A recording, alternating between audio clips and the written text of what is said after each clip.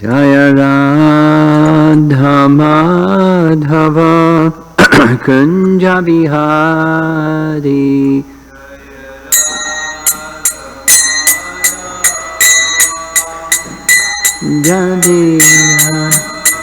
Jaya Radha Madhava Kunja Bihari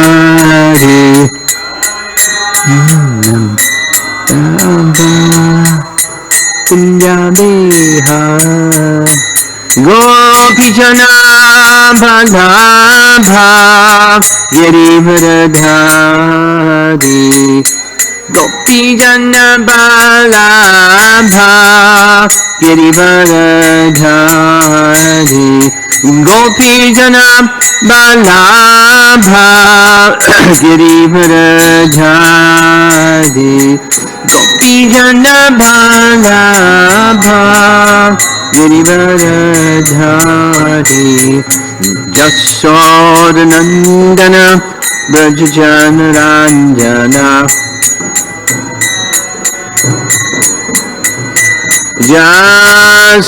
Jasodhanandana Brajajana Ranjana Jasodhanandana Brajajana Ranjana Jamanatira Vanachari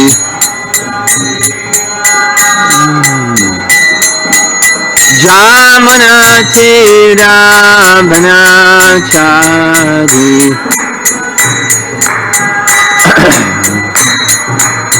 Jaya Radha Madhava Kunja Bihari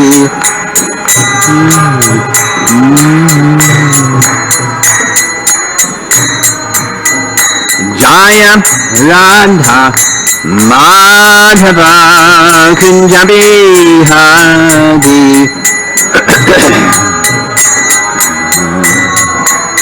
Kunja Bihari Gopi Jana Bhalabha Girivardhari Gopi Jana Bhalabha Girivardhari Gopi Jana Bhalabha Girivardhari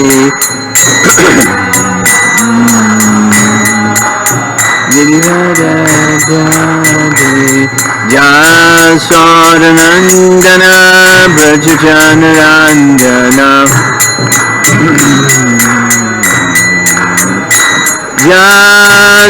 Jasodhanandana Brajajana Ranjana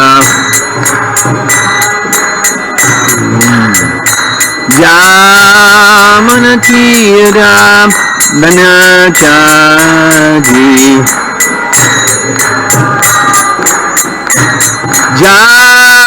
Jamanatira Vanachari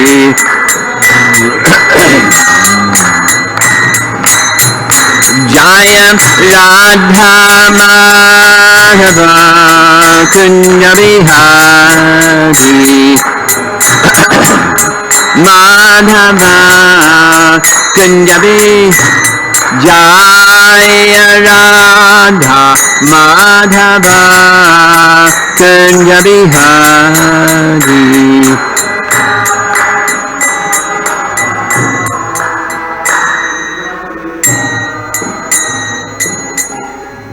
Jaya Vishnupad Paramahamsa Parivijagacharya Astatarasatasi Srimad His Divine Grace Bhakti Vedanta Swami Srila Prabhupada Ki Ananta Koti Vaishnavrinda Granta Raj Srimad Bhagavatam Ki Gaur Pimanandi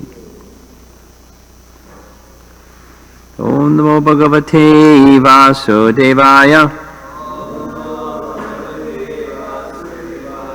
Om Namo Bhagavate Vasudevaya Om Namo Bhagavate Vasudevaya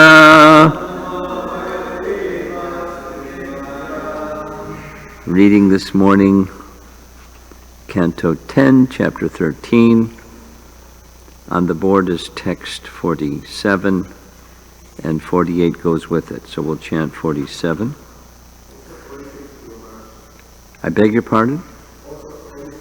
Also 46, but we'll chant, okay, fantastic. Chaturbhuja Shakha Chakra Gada Rajiva Panayaha Karitana Kundalino Harino Vanamalinaha Chaturbhuja Shakha Chakra Gada Rajiva Panayaha Kiritana Kundalino Harino Vana Malinaha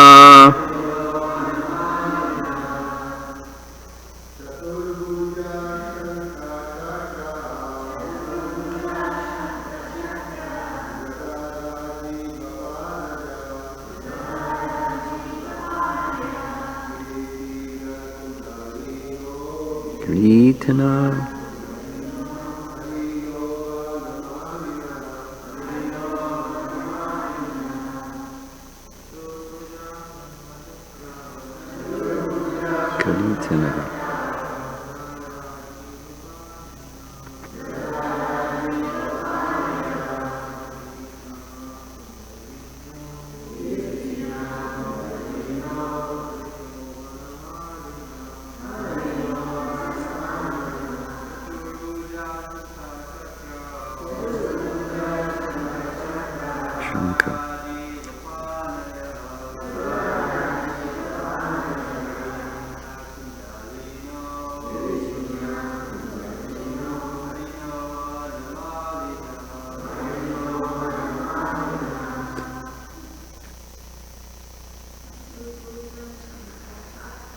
Chaturbhuja Shakha Chakra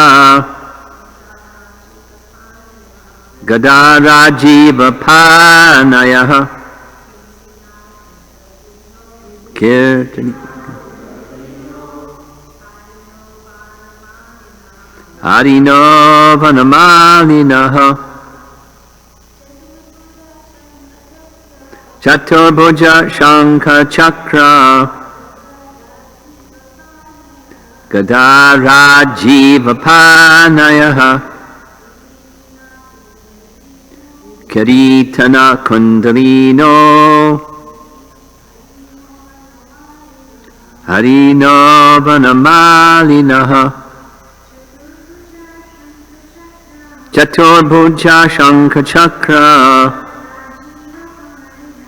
Gada Rajiva Panayaha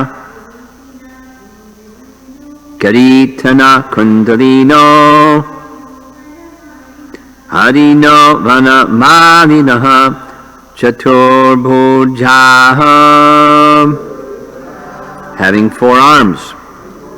Shankha Chakra Gada Rajiva Panayaha, holding conch shell disc club and lotus flower in their hands.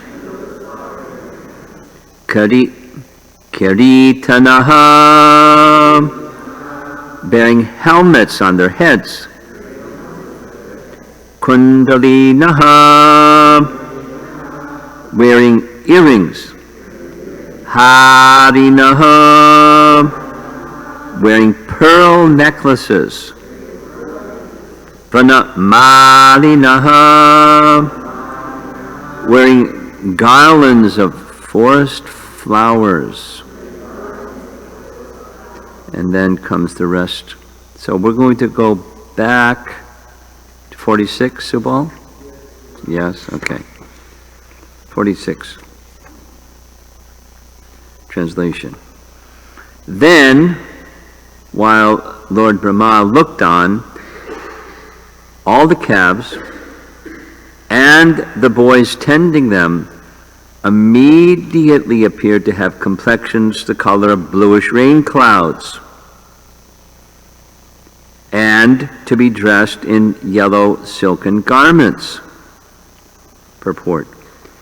While Brahma was contemplating, all the calves and cowherd boys immediately transformed to Vishnu Murtis, having bluish complexions and wearing yellow garments. Brahma was contemplating his own power and the immense unlimited power of Krishna, but before he could come to a conclusion, he saw this immediate transformation. Then, 47-48, all those personalities had forearms holding conch shell, disc, mace, and lotus flower in their hands. They wore helmets on their heads, earrings on their ears, and garlands of forest flowers around their necks. On the upper portion of the right side of their chests was the emblem of the goddess of fortune. Furthermore, they wore armlets on their arms, the Kaustubha gem around their necks, which were marked with 3 lines like a conch shell, that's their necks, and bracelets on their wrists, with bangles on their ankles, ornaments on their feet, and sacred belts around their waists. They appeared very beautiful. Purport. All the Vishnu forms had forearms with conch shell and other articles, but these characteristics are also possessed by those who have attained Sarupya Mukti in Vaikuntha, and who consequently have 4 arms exactly like the form of the Lord. However, these Vishnu forms appeared before Lord Brahma also possessed the mark of Srivatsa and the Kaustubha gem, which are special characteristics possessed only by the Supreme Lord himself. This proves that all these boys and calves were in fact directly expansions of Vishnu, the personality of Godhead, not merely his associates of Vaikuntha. Vishnu himself is included within Krishna. All the opulences of Vishnu are already present in Krishna, and consequently for Krishna to demonstrate so many Vishnu forms was actually not very astonishing. The Srivatsa mark is described by the Vaishnava Toshani as being a curl of fine yellow hair on the upper portion of the right side of Lord Vishnu's chest. This mark is not for ordinary devotees. It's a special mark of Vishnu or Krishna.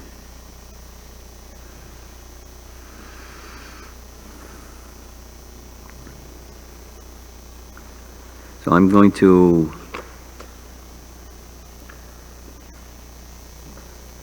take a look at the commentary of our acharyas on these verses, because they're wonderful.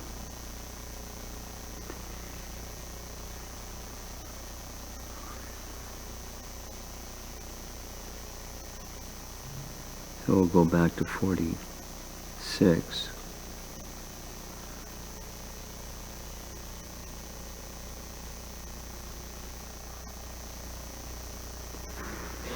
Purport for 46, commentary by Jiva Goswami.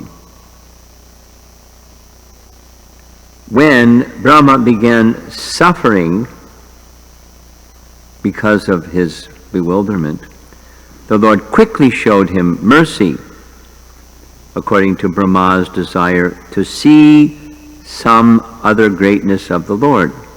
9 verses describe this. The forms appeared while Brahma looked on. This indicates disregard for him, Brahma.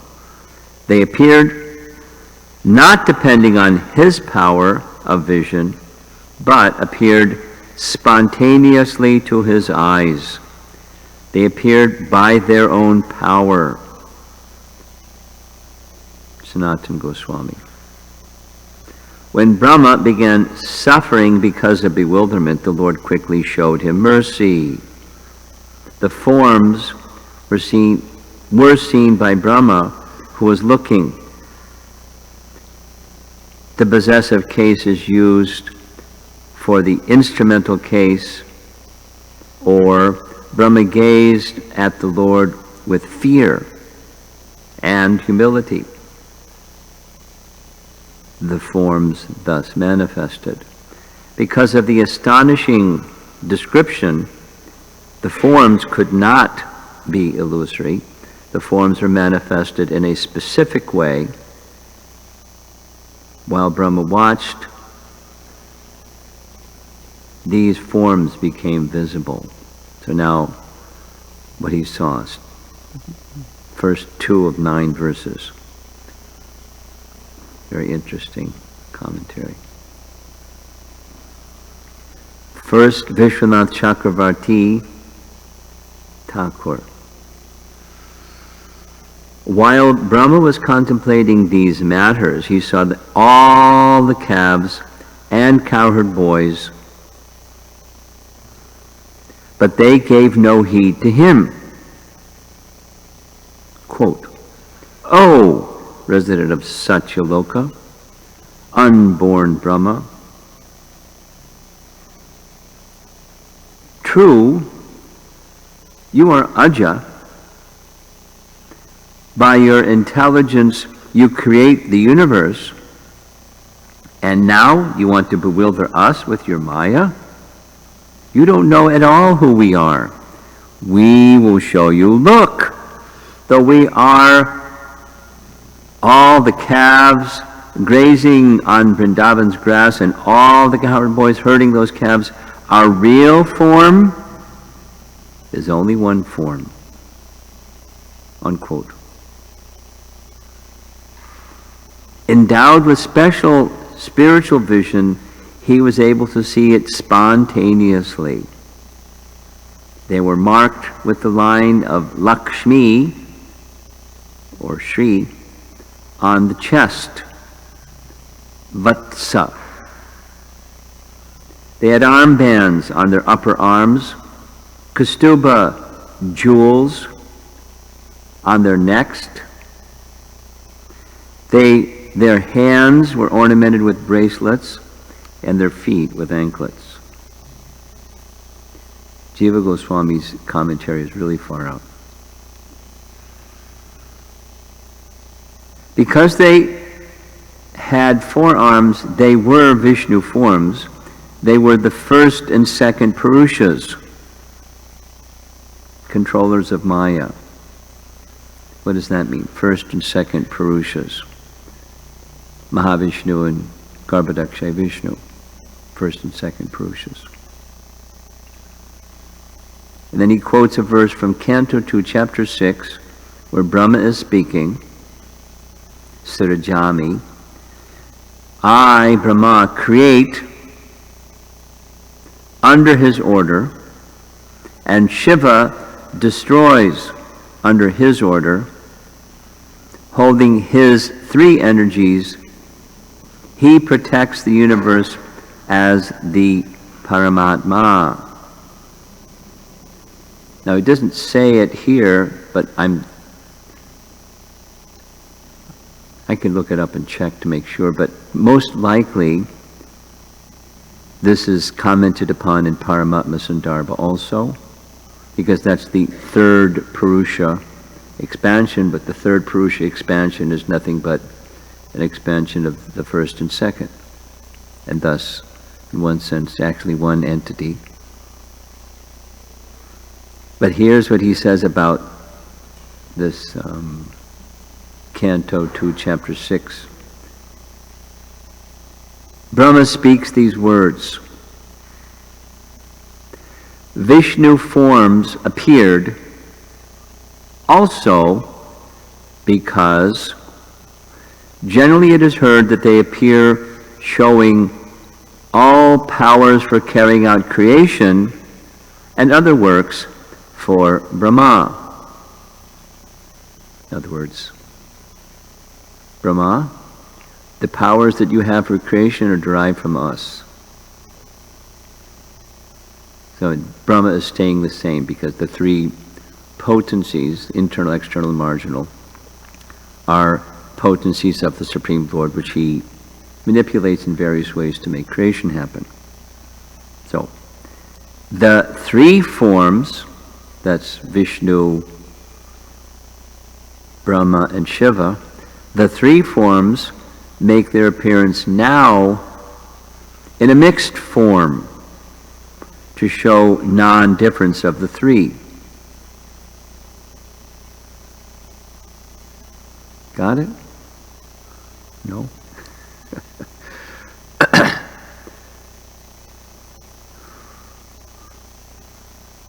Shiva and Brahma are expansions of Vishnu. They are expansions of Vishnu, they derive their potencies from Vishnu, so the one and different concept, Achintya Bheda, Abheda Tattva, here Jiva Goswami is stating, Vishnu wants to show Brahma, the power that you have, that you're testing against us, is power derived from us. And in that sense, that oneness sense, you, Lord Shiva and Vishnu, there's no separation, or there's oneness amongst you. So please don't be so audacious as to test the limit of Krishna's power. Please.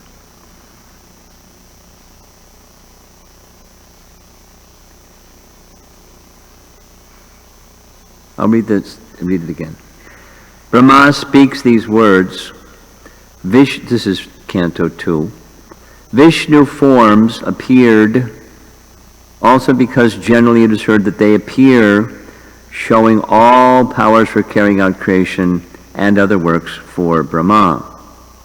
The three forms make their appearance now in a mixed form in order to show non-difference of the three. Paragraph. Srivatsa is a fine curl of hair on the right, situated, turning to the right, situated on the right side of Vishnu's chest. This is a unique mark of the Lord. Or his chest was endowed with effulgence, or the chest was endowed with Lakshmi. Vatsa means chest, according to Amarakosha dictionary. Katakas are anklets. Kambu indicates that he had three lines like the mouth of the conch on his neck. It also means bracelet. Kankani is a string around the wrist with jewels. Kambu means a conch or a bracelet. Kana is a hand ornament.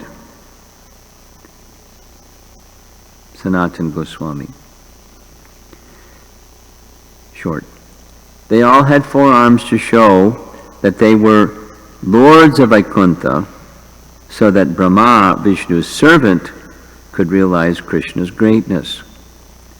Krishna generally showed four arms to Brahma and others. Srivatsa is a fine curl of hair turning to the right, situated on the right side of Vishnu's chest. This is a unique mark of the Lord. Thus, these forms were not followers with Sarupya, but Vishnu himself.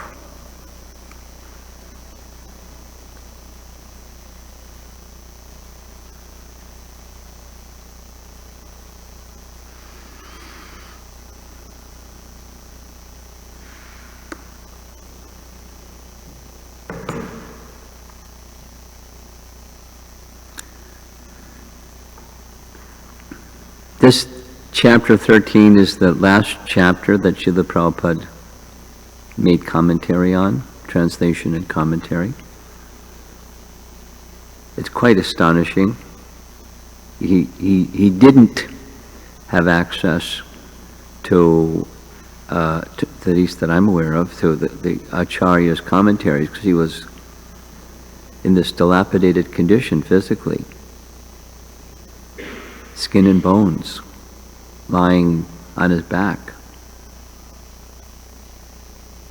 Yet with such clarity of the purports in this chapter, just astounding. Clearly he was on a transcendental platform, in short. So the pastime itself is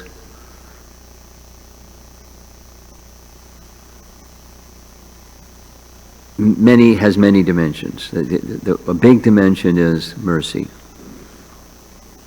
Another big dimension was for the reader, making it clear that Brahma is not on the same platform as Vishnu or Krishna, in case there's some concern.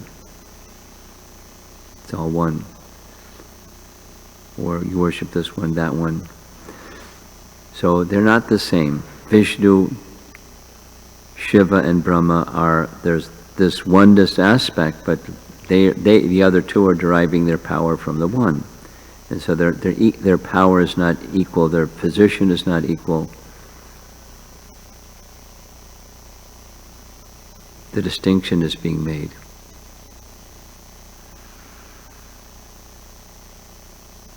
And another dimension of the pastime in general is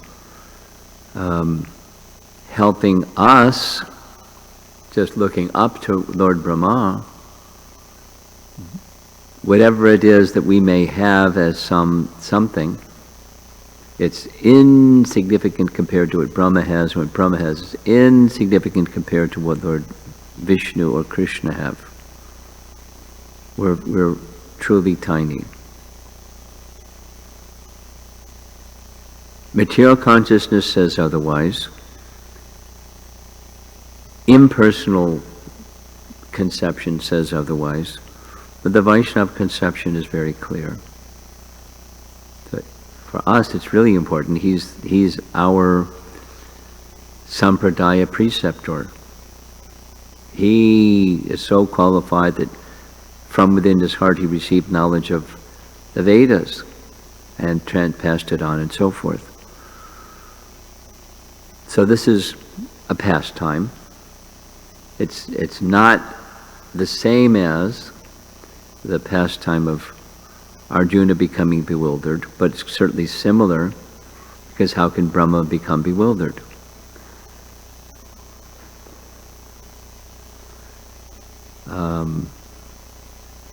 At least two conversations, like question and answer sessions with Prabhupada. One was a morning walk conversation. There was a room conversation.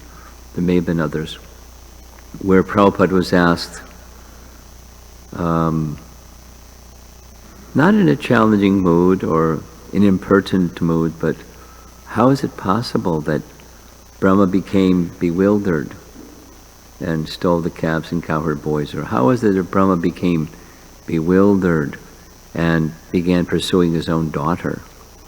How is it? And Prabhupada became like fire. I mean, he didn't raise his voice, but the tone was stern. He is pure enough.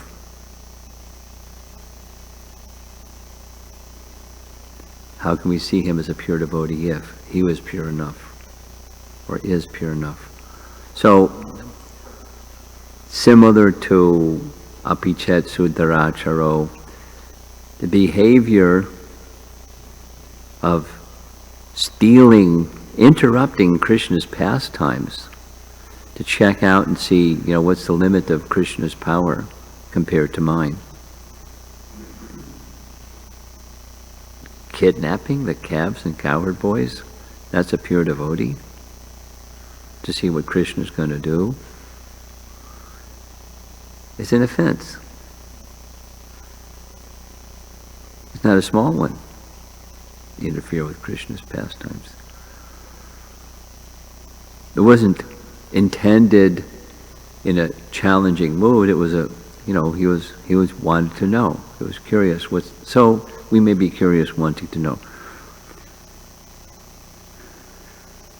So, but how could something done? There's other ways to find out, but that's what he did, and so Prabhupada's answer was, we should not question how pure is Brahma.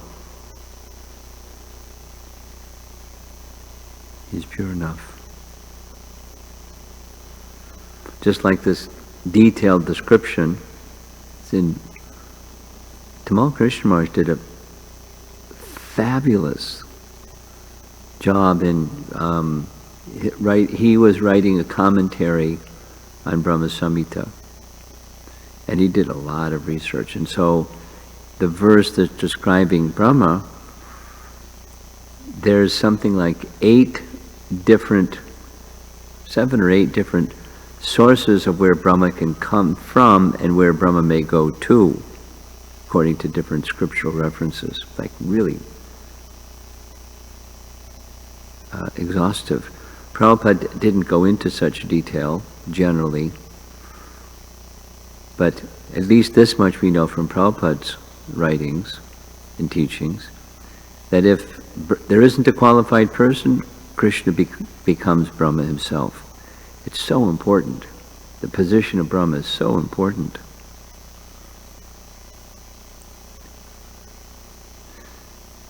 He's the most qualified. This 100 lifetimes of perfect execution of varna and ashram duties.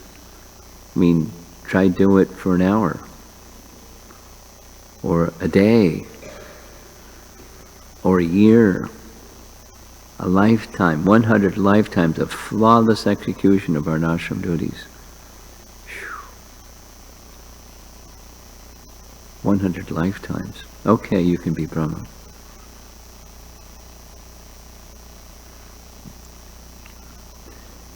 Because the function, not just, it's the two functions.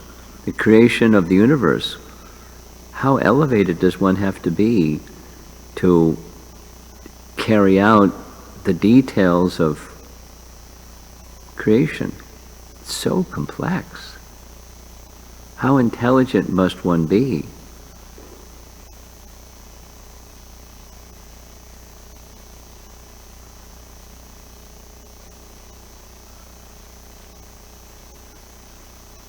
These people that are proponents of intelligent design,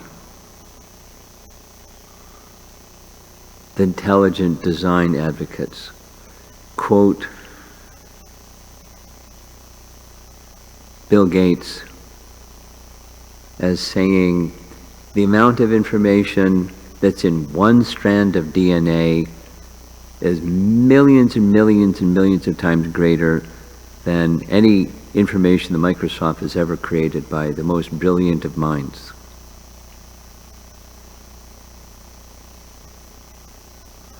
So just, make a strand of DNA. Scientists are interested in manipulating the strands, moving this amino acid over there and putting another one over here and seeing what happens, and guesswork. No guesswork. Perfect. And all the variety, whatever you can think of. Something that I heard Bhagavatam Swami say, at least 2 different occasions, is, because he's from California, the engineers who designed the bridge in San Francisco, the Bay Bridge, what they did first was they studied spider webs.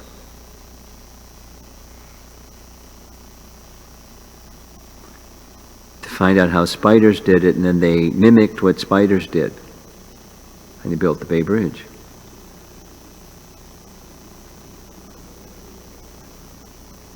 So let them create a spider.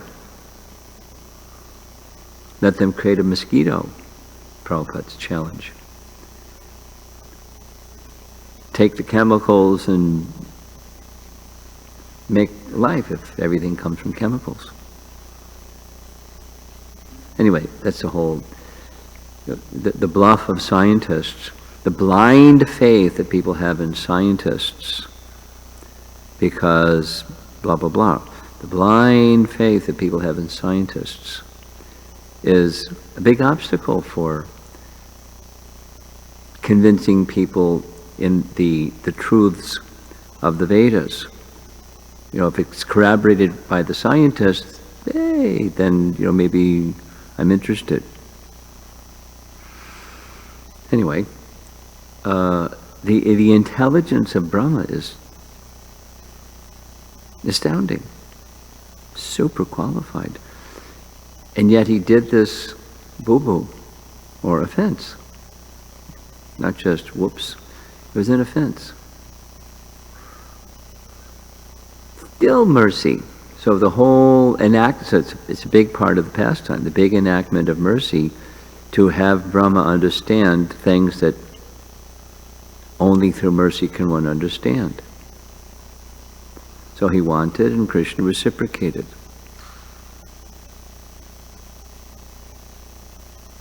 His power versus Krishna's power. And there are verses in this chapter that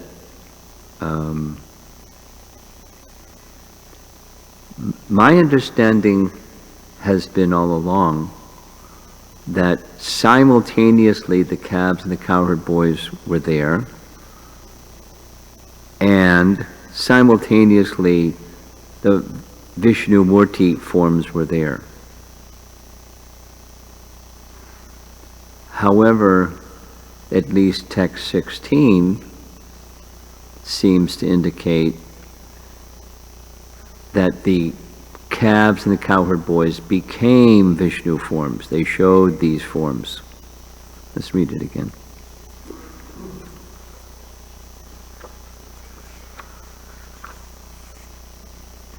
Then, while Brahma looked on, all the calves and the boys tending them immediately appeared to have complexions, the color of bluish rain clouds, and to be dressed in yellow silken garments, and then etc., etc. And the indication from these verses the indication appears to be, maybe both readings are correct, that's certainly possible, that the calves and cowherd boys are direct manifestations of the Supreme Personality of Godhead, Krishna.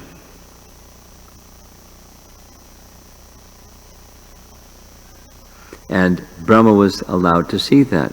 They appear to be separate entities. They're direct expansions of Krishna, who is one. So all the forms are all the forms and all the forms. They're Vishnu forms. They're not Sarupya Mukti Jivas. Vishnu, Vishnu, Vishnu, Vishnu, Vishnu, Vishnu, Vishnu. Something like all the gopis are expansions of Radha. So why not all the gopas are expansions of Krishna? And expansions of Krishna means what? Not like there's Krishna, there's Krishna, there's Krishna, but they're expansions of Krishna for Krishna's pleasure. Or you can say Shakti Tattva. But they're Krishna, or Krishnas. And either way works.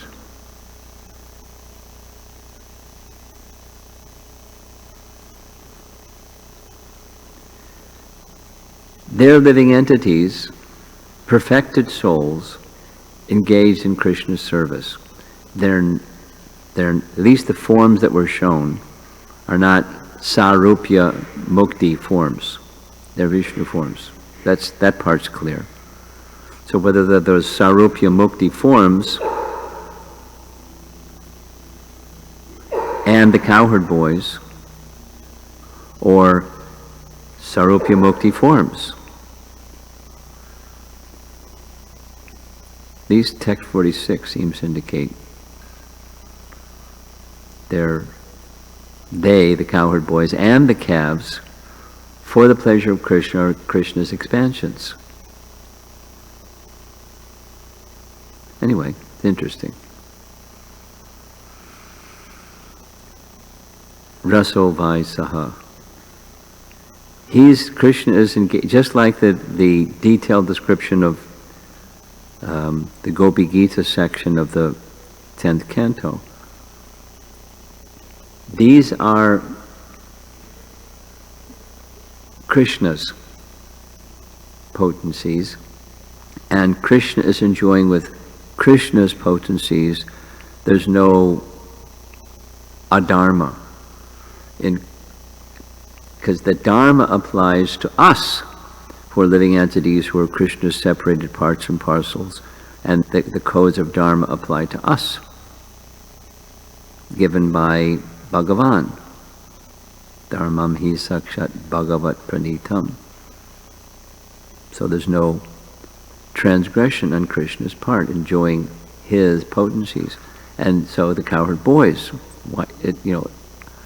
in exactly the same logic or inference, is these are Krishna's. The cowherd boys are the calves and the cowherd boys, and Krishna's just enjoying pastimes all day long with his potencies. Really far out. And we're being invited to join the party. Krishna's pastimes.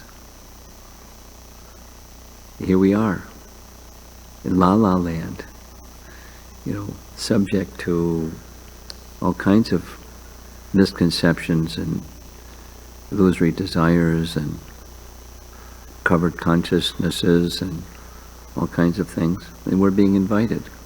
Krishna is so kind. And he's involving Lord Brahma in this same way. This is a pastime. It's a wonderful pastime. 2 chapters just addressing this one pastime and his beautiful prayers. But the interest that Krishna has at the end of the prayers is he doesn't even, after all the prayers, doesn't say anything.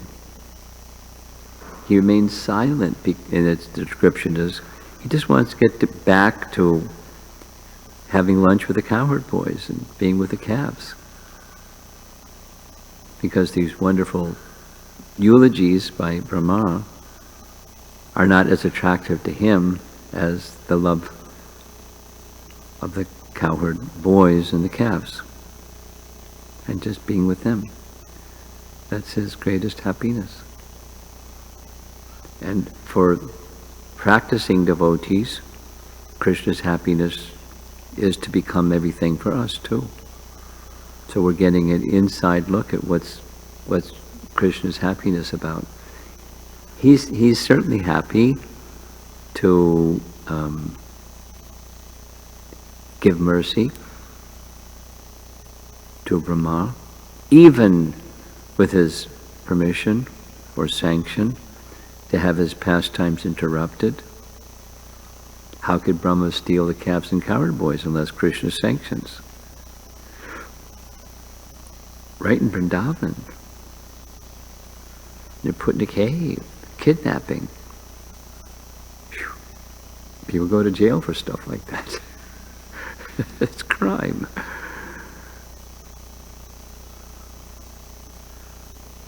Showing him mercy. Krishna is very kind. Brahma had a desire, and then when he offers his prayers, the next chapter, he's overwhelmed. But Krishna fulfilled his desire. He wants to get back to his pastimes with calves, cowherd boys. Any discussion?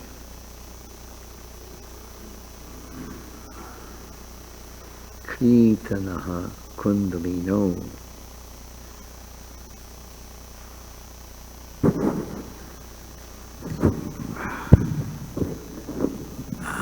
Maharaj, can you please, I could not understand. Can I do what? I could not understand. You told that dharma is for us, and that, can you please explain again? That how Krishna is not entangled, or that? How is Krishna exempt from dharma? Yeah. That's your question? Yeah.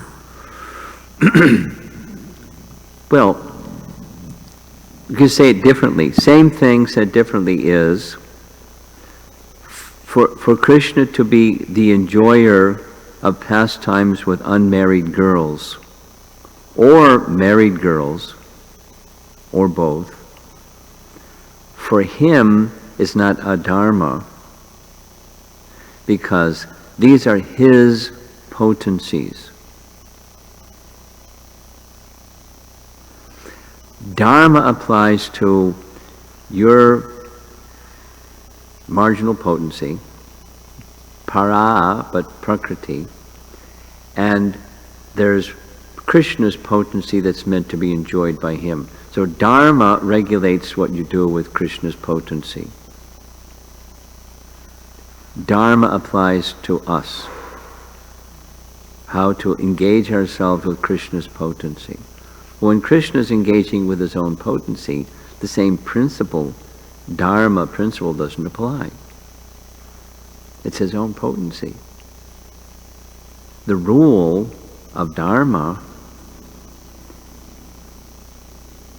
is to regulate the activities of living entities engaged with Krishna's potency. Or, looked at it a different way, often Prabhupada would say dharma isn't just religion, it's the nature of something, the constitutional position of something. So the constitutional position of Krishna is he's Purusha. He is the enjoyer, he's not the imitation Purusha. He is the enjoyer, so there's no adharma. It's his constitutional position. Our constitutional position is to be a servant. And the codes that regulate our service is dharma, sanatana dharma, varna and ashram codes.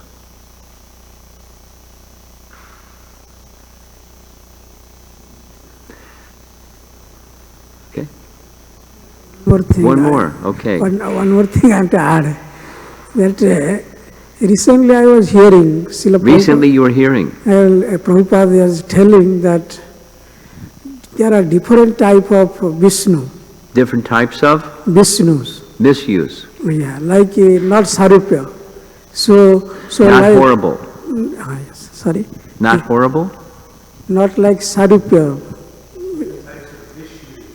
Different types of Vishnus. Yes. And like it depends upon how he is holding conch in one hand. Oh, okay. And another in other hand. Yeah, sure. Sanatana Goswami instruction. Yeah, thank you. That's So, those are just, what's your question? You've been hearing and now you're just commenting. It's just a comment. Just adding to this form of Vishnu. Well, the Vishnu forms mentioned by, not mentioned, instructed by Chaitanya Mahaprabhu to Sanatana Goswami is scripturally based, but the name, which Vishnu, is dependent upon the position. So, of the four. So, the so depending upon the position, then a different name. That's all, but it's Vishnu, Vishnu, Vishnu. The distinction between them is by name according to the position of the symbols. Okay? Okay. Subal.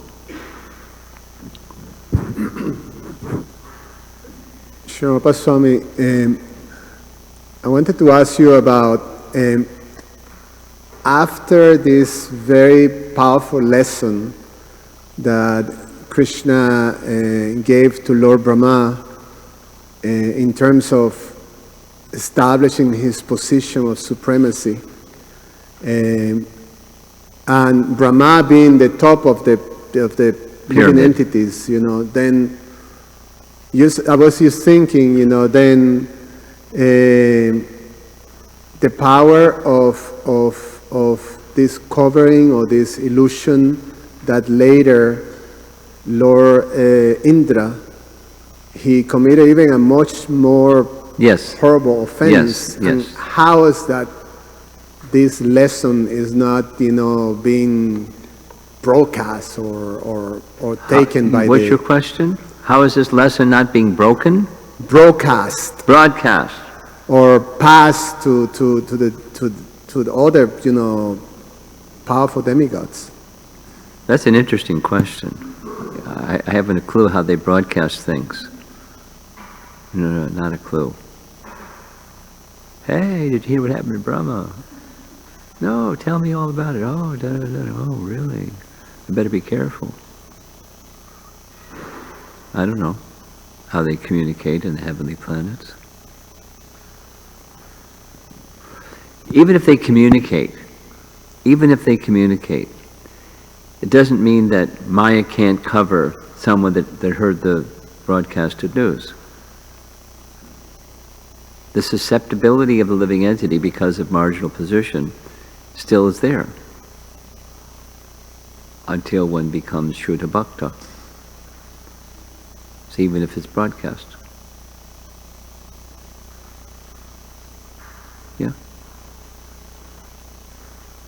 Does that address your question?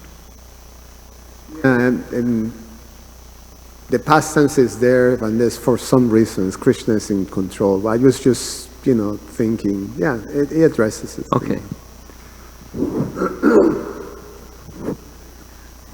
Couple questions, Guru Maharaj. In the beginning, couple times there was a mention that Brahma's suffering was due to bewilderment. And Brahma's suffering was due to? Bewilderment. His suffering was due to bewilderment. Did the purports say like that? Yeah, okay. So, in the material conception, we think our suffering is due to things happening to us, other people, and then as we try to practice devotional service, not just as a factor of time, but hopefully as a factor of the intensity of our practice, it dawns upon us that it has nothing to do with the circumstance. In fact, it's the bewilderment that I carry, my lack of connection with Krishna, that is why I'm suffering, not because of anything out there. Okay. So, to deepen... This is an interesting question. Keep going. To deepen this realization that all my suffering is due to bewilderment. It's not... All your suffering is due to bewilderment, and you want to know, is that correct? That's what you're asking? How to go deeper in this realization. How to go deeper in the realization. Of understanding that it's because we're illusioned in our relationship with Krishna, and when we're disconnected, that all our suffering is actually because of that, not anything else out there. The last part is important. Again, I couldn't, your voice trailed off. Last part only, please. I can't remember. The last.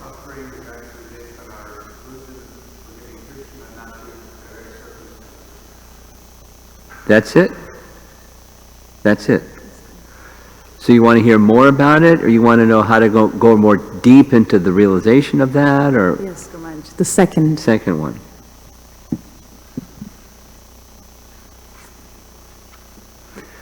Well, a short answer is by a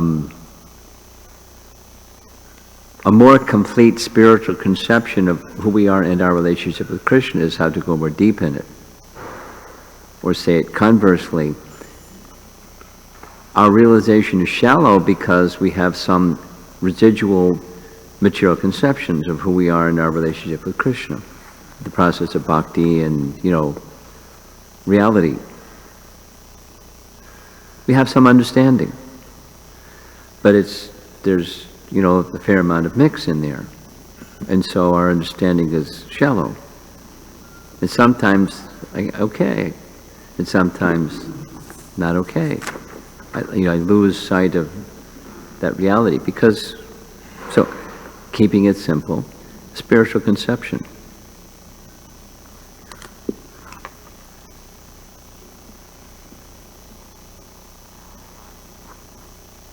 And we had this nice discussion in China, like went around and around and around and around because somebody was kind of stuck. So it went around and around. But our spiritual conception of Krishna has everything to do with our spiritual conception of ourselves. Or say it the other order. The spiritual conception of ourselves has everything to do with our spiritual conception of Krishna.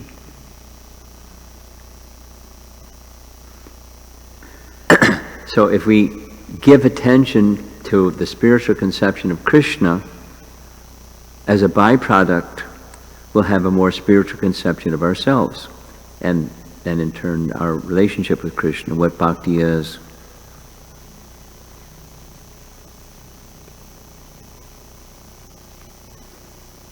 In public audiences, even with not just public audiences, devotee audiences,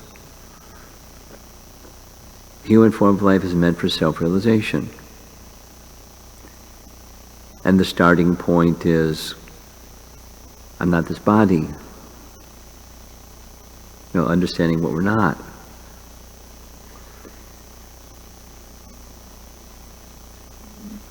And then another is, I was just listening to a lecture yesterday. Then Prabhupada said, and then another point is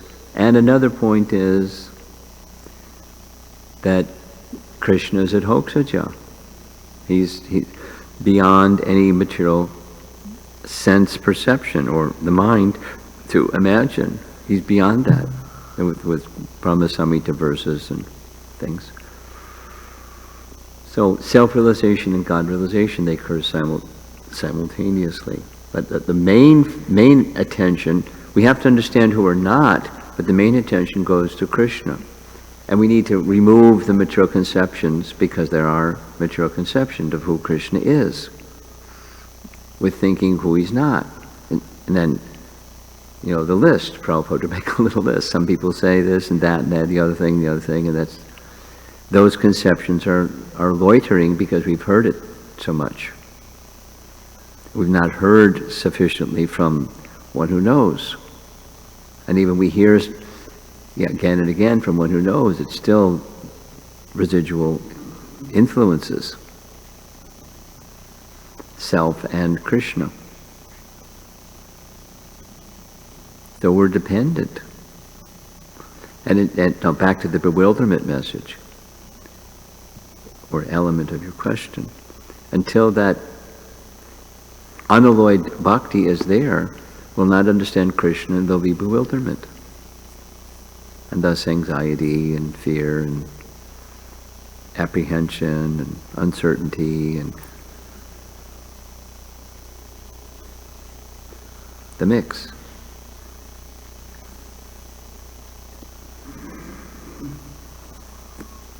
And it's not sufficient just to okay, I'm going to jump in the pool, both feet, because we're still holding on. The mercy of Krishna can come all at once. Generally, it's gradual. Faith, happiness, knowledge, bhakti, you name it, reality comes gradually. And it's bestowed upon those who Tesham Satata Yuktanam Bhajatam, Krishna gives. He can do it all at once. But it's generally gradually.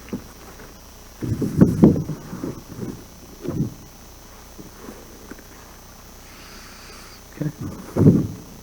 Something else. When you started reading the commentary, it said that Brahma looked on with fear and humility. And we often hear in examples like Prahlad Maharaj or Ambarish Maharaj of the combination of fearlessness and humility. So I was... Well, one's in the position of Shuddha Bhakti and the other is not. What does fear arise from? Identification with the body.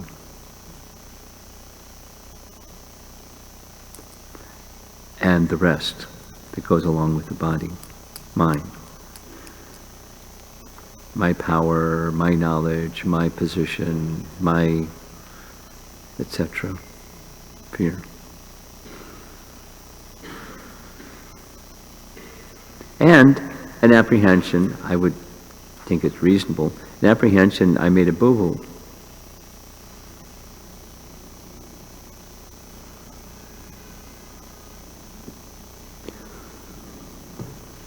Yeah, up front.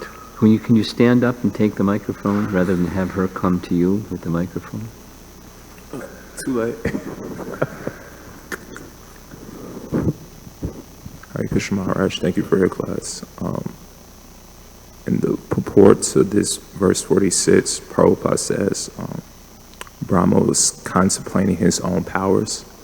And that reminded me of the verse where in chapter 2, I think... You always have a nice commentary to give to the commentary. Go ahead.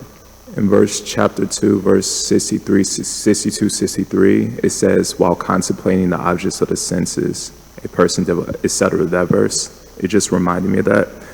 And of another quote, and I have a question. There's a nice quote that says, detachment is not that you shall own nothing. Detachment is?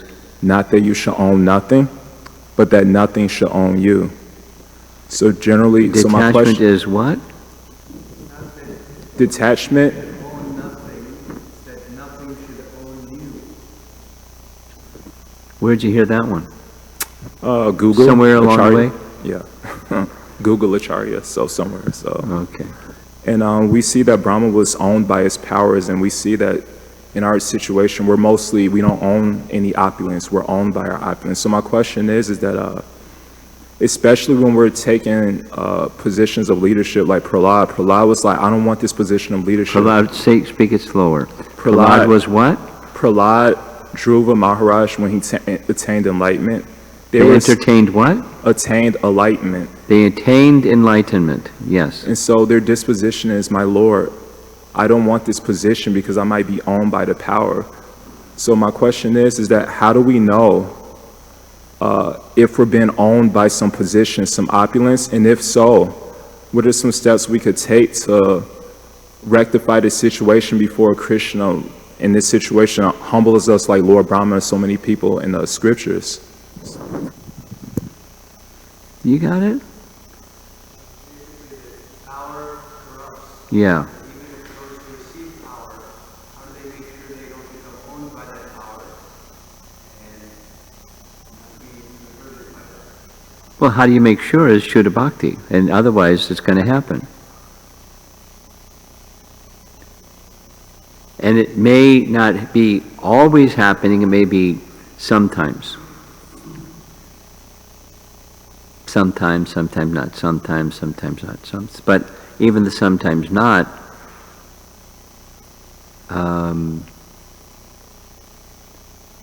it's waiting to happen. Only time is separating, kind of thing, because there's still contamination.